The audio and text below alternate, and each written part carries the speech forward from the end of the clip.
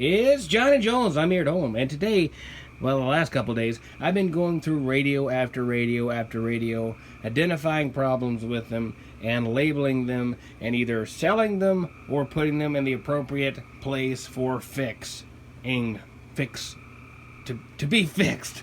Anyways, so those, I already went through all those. Those have labels on them. Those don't all have problems. Some of them are just like modulation's a bit too high or whatever. Needs to be dropped down. I have a couple more in there to do, and the closet's full. So lately, I've just been getting way too many radios in, and what I've been doing is reviewing, making a video on the radio lot or whatever, and then selling the ones that work, and the other ones just sort of sit there, and I say, oh, I'll fix them later. But the problem is, I got too many damn radios sitting around to fix, so I got to get on it. The video that was planned for a couple days ago was a Cobra 86, because I like the Cobra 85 base stations. That didn't come in. It's still stuck somewhere in Puerto Rico. It hasn't moved in just like a week. It hasn't moved in a week. Then I decide I'm going to make a video on my shortwave radio. I'm going to make a coil for it, and I got and I made all that stuff. I made the circuit and everything for tuning it. By the way, I busted it trying to take a picture of it for the post that I made. And anyways, so that didn't work out. So then I thought, well, what the hell am I going to make a video on? Well, I do have some clips of it, of there being a tornado today. See, I was going to go live today, but then the tornado just decided to happen real close to us, so...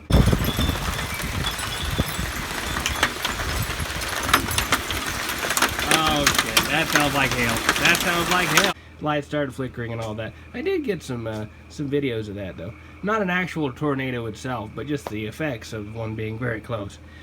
Anyways, I figured, you know what? Hell, let's just make a video today about maybe working on some radios, because it's the best I got right now. I usually don't try to give you, kind of crappy blah blah blah vlog type videos, but I don't really have much more than this. I got other stuff coming. I got a bunch of other radios I ordered coming, but nothing right now. So, I choked up all spit. Did not die. Anyways, this is one of the radios that I checked out yesterday.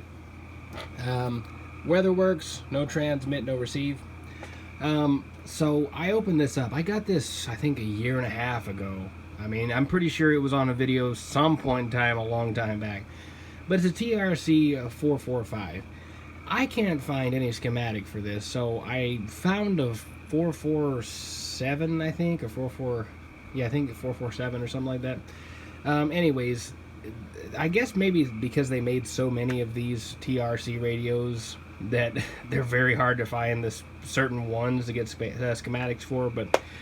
So I looked inside. I did this a year and a half ago, but I was like, I'll get to it. I'll get to it. I'm gonna make videos. I was just cranking out video, and was just, these are just stacking up. I mean, you think that's all I got? Oh no, buddy. Oh no. Anyway, so I thought I'm gonna start cracking them open now, testing them out. We're going to get to the bottom of it. If I can't fix it, it's going down the road, and I might do a couple giveaways or something, because I literally have way too many radios, and I want to get to the cool projects and stop stumbling over radios. So I've turned the radio over now. You can tell I've been working on it because the faceplate is starting to fall off, and I'll just show you what's going on with this radio. So got a mic hooked up. We have a transmit light. Nothing coming through.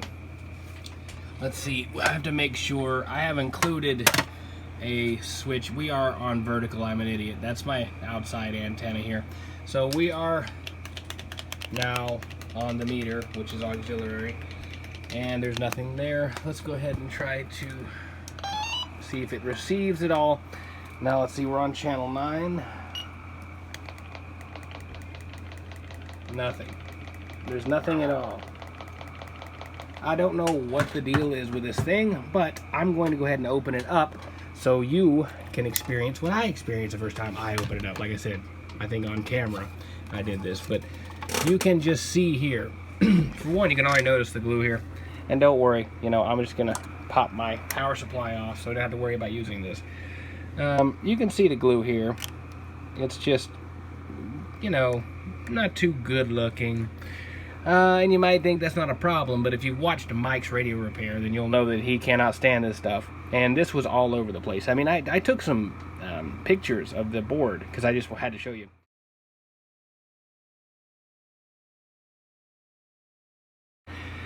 It's been on the inductors back here. It's on all the capacitors. It's starting to eat away at this capacitor here. You can see it's starting to turn white there. The aluminum is starting to be eaten away. It's on all of these right here. You can see that it's causing some actual damage to the wiring. If you come over here, you can see how brown that is.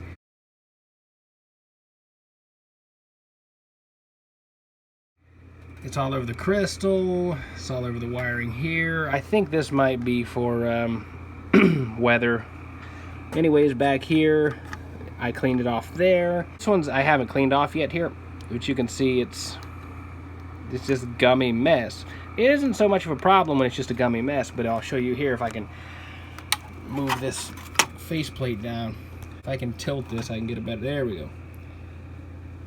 And it's eating away at the leads of the wires. I have tested all of that with a multimeter to make sure they're fine, but you can even see it starting to turn black and chip away at that resistor back there, turn it green on the ends of it. You can see.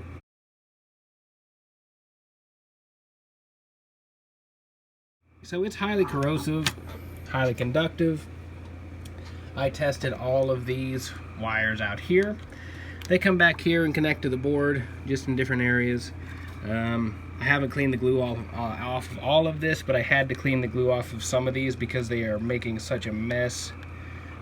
They were so black that I was thinking I better not even try to work on it without getting that glue off because it's obviously conductive. So I took that off, and then I'll show you what else I found. After I got all of the glue off of this thing, I decided I was going to check. For one, I did check the glue. The brown glue, I didn't get all the glue off. You can still see there's glue here, but I'm talking about this brown, obviously corrosive glue, which I did test with my multimeter. It did read in the mega ohms, so it was conducting some. I got that off, and then I decided best thing to do, next thing to do is to test continuity on all of these wires. All these ribbon cables here need to be checked. So I did. I checked every single one of them connecting to the board. Back here, they actually connect back here to, some of them connect here. I did check the PLL and the crystal, and those both have leads on them. Hasn't had any eaten off leads from the glue. If you've watched Mike's channel, Mike's Radio Repair, he's repaired a lot of these radios that have the glue problem just by, it'll be like a crystal that has a leg eaten off. Or back here in the finals, there'll just be glue close to them and bogging the signal down or grounding it. It'll just be ridiculous. So I thought, this is a big ass mess. It's going to be glue that's going to be ruining everything. I got to get it off. I still have to get this off. I'm using a schematic that's not even the same model, but I do know it's close enough that it may be made similar enough.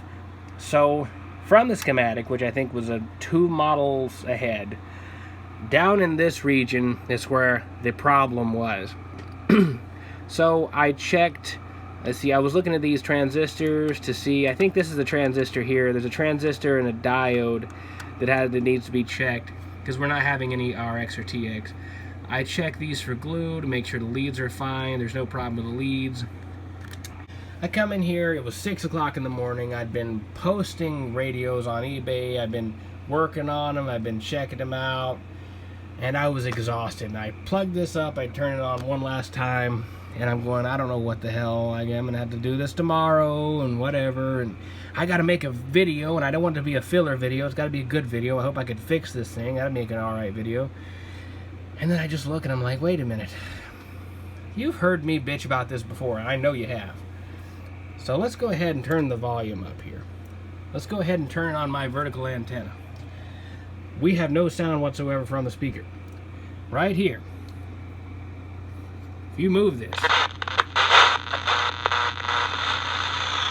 a frickin' stand-up board issue. There's a stand-up board issue, and of course it's in that area. We're gonna go back to our meter here, switch to auxiliary, and you see we have no transmit. But the board affects that too. See there? Audio. Hello. Audio. Swinging way too much. Someone's probably messed with it. So, out of all the glue that was all over this, and I will show you the photos, it was a stand-up board. And I have a feeling that's why you don't see a lot of these radios in commission. You don't see a lot of them, and they don't go for a lot when you see them online. The ones I have seen on eBay are going for nothing. Working, actually working. They go for like $20. I think it's something like that. And people really don't even like giving that for them. Because if they are this filled with glue, and the rest of them are, if this model is, if they are that filled with glue, causing corrosion, causing conductivity between circuits, and they have these god-awful stand-up boards in them, which stand-up boards are fine, I guess, if you know how, if you use like silver solder, it's stronger. This, I think, is just regular lead solder. These are crap, so people probably had all sorts of problems with these, probably why they're not popular. So I'm going to go ahead and get my soldering iron out and fix that. And I'm going to sell this. However, I'm going to make sure people do know, because I'm not going through the extra steps of putting more money into changing the caps, my money and my caps, my time changing the caps. I'm going to sell this $15, $20, whatever. Tell someone, hey, look, here is the problems. Here's what I fixed. If you want to purchase it, that's up to you, because I don't make any extra money by, changing these caps or anything. By the way, I lost my lead solder. Another reason I was having a major trouble trying to make a video the day before yesterday. No, yesterday. Day before yesterday. I can't remember. Anyways, the last 2 days have just been chaos. I ended up losing my lead solder. A whole 2-pound roll of lead solder. Gone. Don't know where it is. So now all I have is silver solder. I don't have a soldering iron hot enough to use silver solder. So, I don't have solder for my soldering iron. My soldering iron isn't hot enough for the solder that I have. I need to make a video. Shit, the Cobra 86 isn't here yet. I know. Let's make a circuit, a trap circuit for my shortwave radio, which worked a little bit, but not that greatly to make a video out of. And I actually broke my frickin' shortwave. However, if you want to look at it, the coil is real beautiful. It's up here. Oh, look at you. Aren't you great? You didn't help me out with my video, though. And then, so I said, God, I have to do something. So here I am. And we have this. And now I don't have any lead solder to repair this with. So I'll just probably touch it with a soldering iron. Unfortunately, that's not a really great way of doing it, but it will be a great way of ending the video. And my God, I hope that radio comes soon, because I am tired of shipping problems. If I sound angry and lethargic, I am. I'm getting sick, and I had plans, and they did not work. Let's go ahead and get that soldering iron now. So I flipped her over, and I soldered those boards back. Well, one of them. I had to use silver solder, which was not fun. I had to wait for the tip of my soldering iron to warm up. It was a pain, but it works now. Let's see here. All the time, there's no problem. Hello, 1, 2, 3, 4. Audio check 1, 2, 3, 4. Doesn't matter which way you tilted, so it was definitely the board. There was nothing else wrong with it. And of course, it's still working here. Audio, hello, 1, 2. Audio. It's still overmodulating. However, I do not have the schematic to tell which pot that is, so I'm going to have to do a little research. I really don't want to go and start screwing things around in there. Check 1, 2, 3. Audio check 1, 2, 3, 4. Hello, 1, 2, 3, 4. Audio. It just really doesn't need to be swinging that much. It's going to make it sound worse. But anyways, I think I can go ahead and take this sticker off, because now the only problem with it is the caps are ugly, god-awful terrible, and the meter doesn't work. And there's holes in the front, or the top. And the fact that I could not find even one of these for sale on eBay, and even the models, the 444 model and the 447 model are still cheap as crap. I'm just guessing no one gave a shit about these radios. They probably had multiple problems with the stand-up boards and everything, but hey, we got it fixed. So thank God, that's one of hopefully many. So let's clean this up and sell it to someone, I guess. And obviously I'll tell them that the caps need to be changed. I don't screw people over. That's a rule of mine. You always be honest with your customer, and they'll hopefully be honest with you. A surprise appearance by the Songs of the Day. Yeah, I'm bringing them back for this video. So, Songs of the Day, Vengeance is Mine by Alice Cooper. Of course, these songs will be in my Music for My Subs playlist on my channel, so you don't have to look all this stuff up. But if you do, it's Vengeance is Mine, Alice Cooper. One of his older songs, newer songs. He was older in this, is what I meant to say. Still pretty cool, pretty rocking. Alice Cooper, always liked him. You know, he went with the times. His music would kind of change with the times, but he always had a creepy vibe to it. And I always liked that. I always liked a lot of his songs. And last but not least, especially not least, Heaven and Hell, I. Yeah, that's the name of it. That's the name of the song. This is I think I pronounced this right, the Whackin' Festival, because I'm sure a lot of people were whacking it there. 2009. Hard to believe that Ronnie James Dio died literally a year after this. He was, as I recall, sick during this with stomach cancer. I do believe, I may have that wrong, but check it out. I'm pretty sure I'm right. So you can see Ronnie James Dio and Tommy here. They're on stage together for, I think this is probably the last time, or one of the last times that they were probably together, because Ronnie died in 2010 and this was 2009. So anyways, music for subs in my playlist. Go to it. It's Johnny Jones. I'm here at home and I've literally been drinking too much. Well, not really, that's not a lot, but that's a lot for me. I have low alcohol tolerance. See, I can't talk usually, but I really can't talk when I get half a beer in me, and I'm not making that up. That's not even a joke. It's not even a joke. That's how sad it is. I can't even outdrink my mother. My mother can just kick my ass. See you later.